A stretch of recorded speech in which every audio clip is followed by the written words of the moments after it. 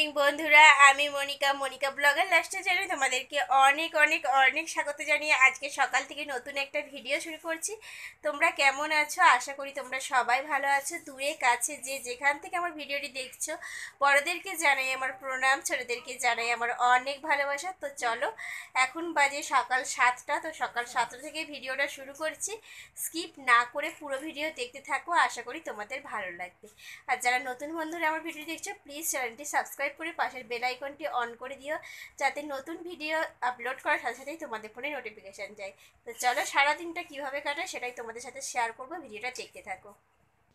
তো দেখো আমাদের গাছে কত সুন্দর ফুল হয়েছে। সেই হলুদ গাছগুলোই না ফুল হতে হতে বন্ধ হয়ে গেছিলো।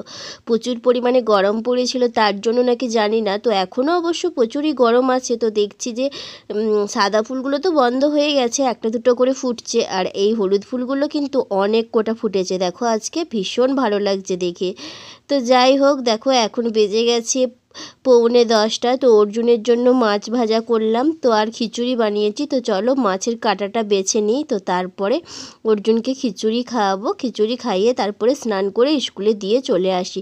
তারপরে বাকি সমস্ত কাজকর্ম করব। আর এতক্ষণ ধরে ওকে একটু পড়াচ্ছিলাম, স্কুলের পড়া ছিল, সেগুলো রেডি করে দিলাম। তো দেখো আর একটা ফেরিওয়ালা দাদা এসেছিল, তো তার কাছ থেকে নিলাম এই কৌটোগুলো। কেমন হয়েছে অবশ্যই কিন্তু জানাবে। তো এরকম কৌটো ছিল না, তো তার জন্য ওরকম কৌটোগুলো নিলাম। তো এসে প্রচুর পরিমাণে গরম লাগছিল, মুখ চোখ ধুলাম রোদ্রের মধ্যে, যেহেতু অর্জুনকে দিতে গেছিলাম। শাড়ি পরেছিলাম, শাড়িটাও চেঞ্জ করলাম, করে রান্না বসিয়ে দিয়েছি।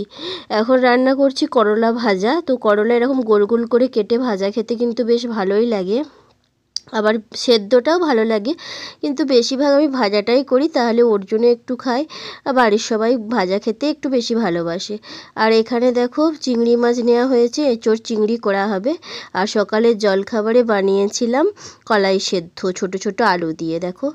আর এখন আমি চিংড়ি মাছগুলোকে ধুয়ে বেছে নিয়ে চলে এসেছি। এখন ভাজা বসিয়ে দিলাম। রান্নাটা ঝটাপট করে নিতে পারলেই মঙ্গল, কারণ যা পরিমাণে গরম লাগছে বলার কোনো ভাষা নেই। একদম দরদর করে ঘামছি যাকে বলে। তো চলো মাছগুলো ভেজে রেখে দিয়েছি, দেখো মুচমুচে করে। মানে মাছ ভাজলেই যেন কমে যায়, চিংড়ি মাছ প্রচুর পরিমাণে কমে যায় বলো। তো দেখো এখন তেলের মধ্যে আমি 5 ফোড়ন আর চিনি দিয়ে দিয়েছিলাম। তারপরে সমস্ত আদা রসুন পেঁয়াজ টমেটো সমস্ত কিছু দিয়ে মশলা টশলা দিয়ে কষাতে থাকছি। এরপরে চিংড়ি মাছগুলোও দিয়ে দিলাম। তারপরে আলু আর এঁচোড়টাকে আমি লবণ হলুদ দিয়ে সেদ্ধ করে রেখেছিলাম, তো ওটাও দিয়ে দেবো। দিয়ে ভালোভাবে কষাতে থাকবো। কষিয়ে নিয়ে একটু মশলা থেকে তেল ছেড়ে এলে জল দিয়ে দেবো। এইভাবেই আমি রান্না করব এঁচোড় চিংড়িটা। খুব অল্প করেই জল দেবো, কারণ যেহেতু একটু মাখা মাখা হবে। তো আমি মানে খুব বেশি মাখা মাখা করিনি, একটু ঝোলঝোলই করেছি। যেহেতু আর ডাল বা কোনো কিছু রান্না করিনি, তো তার জন্য এটা একটু ভাতে মাখা যায় যাতে, সেরকমই করেছিলাম। তো খেতে কিন্তু টেস্টি হয়েছিল, খারাপ লাগেনি। তো যাই হোক, এঁচোড়ের তরকারিটা দেখো এইটুকুনি জল দিয়েছি, এটা ফোটে ফোটে সেদ্ধ হবে, তারপরে নামিয়ে নেবো গরম মশলা দিয়ে। তো দেখো এখানে কিছু রোদে দিয়েছিলাম, তো সেগুলো একটু নেড়ে চেড়ে দিচ্ছি। গায়ে দেওয়ার কাঁথা বালিশ এ সমস্ত কিছু একটু রোদ্রে নামিয়ে দিলে বেশ ভালোই হয়। মানে একদম একটু ফুলে ফুলে যায় বালিশের তুলোগুলো, বেশ ভালোই লাগে শুতে নরম গরম বিছানাতে, তাই না? তো যাই হোক, এখন পাখিদের জন্য 2 কোটা ঘাস নিয়ে এলাম, তো ওদেরকে দিয়ে দিই। ওরা ঘাসগুলো মজা করে খেতে থাকুক, কারণ ঘাস পেলে ওরা প্রচুরই খুশি হয়ে যায়। আর যেহেতু এই টাইমটা প্রতিদিনই ঘাস দিই, তো ওরা তো আর খুশি হয়। তো ভালো লাগে ওদেরকে এভাবে খেতে দেখলে। তো চলো ওরা খেতে থাকুক ঘাসগুলো, আর বাকি কাজগুলো সেরে নিই, নাহলে অনেকটাই বেলা হয়ে যাবে। বেলা কিন্তু ঘড়ির কাঁটা কিন্তু বলছে অনেকটাই সময় হয়ে গেছে। এই মানে গরমের দিনে তাও পেরে ওঠা যায়, কিন্তু শীতের দিনে ঘড়ির কাঁটার সাথে ছুটাটাই যায় না, মনে হয় যেন আরও সময় চাই আরও সময় চাই। তো এই হচ্ছে ব্যাপার। আর সকালবেলা উঠতে না আমার একটু কষ্টই হয়, যেহেতু এখন ফোনের অভ্যাস বা এডিটিং করতে হয়, তো তার জন্য একটা নেশাই বলতে পারো। এডিটিং অন্য সময়ে করে রাখলেও হয়, কিন্তু রাত্রে ছাড়া করতে ইচ্ছা করে না। একদম ফোন দেখাটা একটা নেশায় পরিণত হয়ে গেছে। তো তার জন্য এডিট করি, ফোন একটু দেখা হয়, ঘাটাঘাটি করা হয়। আর এখন ইউটিউবে তো একদম মানে কন্ট্রোভার্সির তো কোনো সীমা নেই। যা কিছু ইউটিউবে মানে বেরাচ্ছে, আর আমাদের মতো সাধারণ ডেলি লাইফস্টাইল ব্লগ ভিডিও যারা করি সেই রকম ভিডিও কেউ দেখবে না। যেখানে ঝগড়া ঝামেলা সেখানেই মানুষ দেখবে, কিন্তু ইচ্ছা করে অবশ্য মানুষ বাড়ির কেচ্চা বিক্রি করে পয়সা রোজগার করছে এখন, এটাও অবশ্য ট্রেন্ডিংয়েই আছে। তো যাই হোক, আমরা তো ওরকম করতে পারবো না, তাই সারাদিন কিভাবে কাটাই, কী কাজকর্ম করি সেগুলোই তোমাদের সাথে শেয়ার করি। তো কী আর বলবো, এরকমভাবেই চলছে, তো সেগুলোই একটু আধটু দেখি আর কি, ইউটিউবের ব্যাপার। তো যাই হোক, দেখো এখন আমি বিছানাটা গুছিয়ে নিচ্ছি, আর বিছানায় না পিঁপড়ে হয়েছিল। জানি না অর্জুন কি খেয়েছিল, কিছু খেয়ে মনে হয় চকলেটের খসা নাকি রেখে দিয়েছিল, জানি না। পিঁপড়েরা যে কীভাবে খবর পায় আমি বুঝতে পারি না বাবা। এসে দেখছি পিঁপড়েতে একদম ধরে ফেলেছে। তো আবার বিছানার চাদরটাকে তুলে ঝাড়লাম, ছেড়ে আবার একটা নতুন চাদর মিললাম।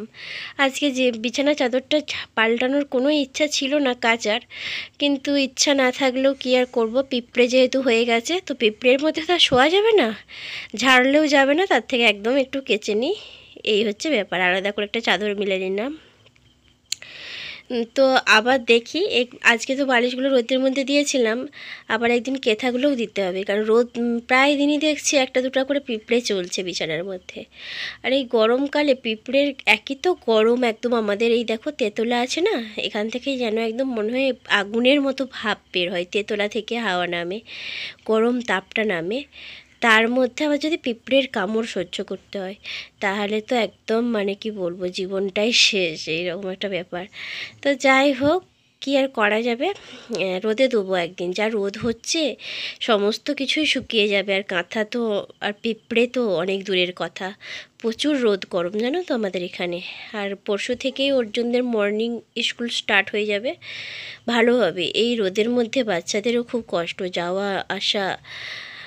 তো যাই হোক, এখন দেখো তোমাদেরকে দেখাবো বলে নিয়ে এলাম যে অর্জুনে দুটো ফ্যান এনেছিল ঠাকুমা আর কি।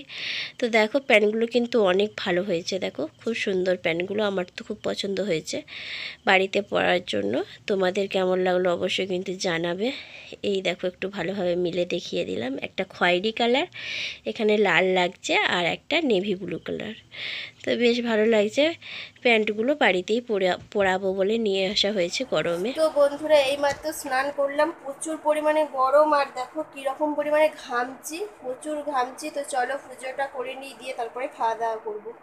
ভিডিওটা কন্টিনিউ দেখতে থাকো। আর অর্জুনকে রং করতে দিয়েছে, ও তো রং করছেই না, খালি এটা ওটা করছে। তো যা করছে করুক, আমি ওকে পুজোটা করিয়ে খাওয়া দাওয়া করে ঘুম পাড়িয়ে দেবো। তো চলো।